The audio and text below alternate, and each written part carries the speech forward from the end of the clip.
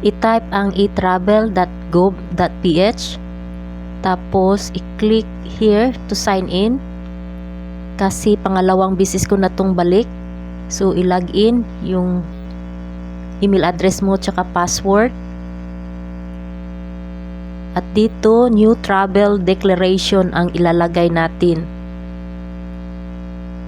This is for me, air, arrival, entering the Philippines, continue, new travel declaration. So dito ilalagay natin yung purpose of travel. Piliin dito yung visit friends, relatives, aircraft passenger, yung flight information mo, piliin dito sa arrow.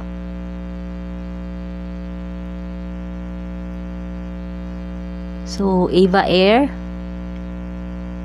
tapos yung flight number, piliin dito sa arrow. Tapos dito naman sa origin, country of origin, so hanapin ko yung United States of America. Tapos yung airport ko ay Houston International Airport. May connecting flight ako dito. So pipiliin ko yung departure date ko. Tapos i-check ko yung with transit. Ito yun ang connecting flight ko sa country na Taiwan. Tapos ito yun ang airport nila, Taoyuan International Airport. Date of travel, enter dyan. Destination ko ay sa Mactan, Cebu International Airport. Yung destination mo, pipili ka dito, sa hotel kami. So i-search dyan sa search engine, hanapin yung hotel na titirhan ninyo. Tapos next, dito naman sa new travel declaration, meron silang health declaration. So may tanong dito, yung sagot ninyo ay sa una no, no. Tapos dito sa Philippine Custom Declaration, kailangan basahin ninyo yan kung ano yung kailangan i-declare ninyo.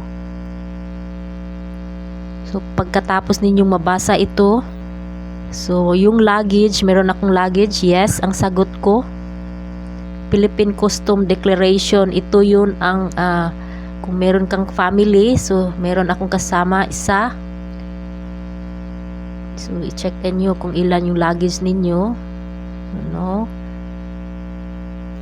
So dito naman sa Philippine Custom Declaration, ilagay ninyo yung Philippine money ba ang dala ninyo or US dollar, yung goods kung magkano. So ito yun ang i-declare ko kasi meron akong cellphone na i-declare. So no, no, no, no, no, no, no, no. Tapos dito sa mobile, yes. Tapos i-add item. So yung description ng susulat ko dito kung anong cellphone. Tapos ilan, dalawa, at yung amount. Tapos add. Pagkatapos niyan ma-add, guys, kailangan sagutin yung question, no, no, no. Tapos next, dito naman ay mag-take ka ng picture sa i-declare mo. Nasa phone ko na, ayan yung phone ko, check. Tapos dyan mag-signature ka, tapos mo mag-signature, mag-next ka.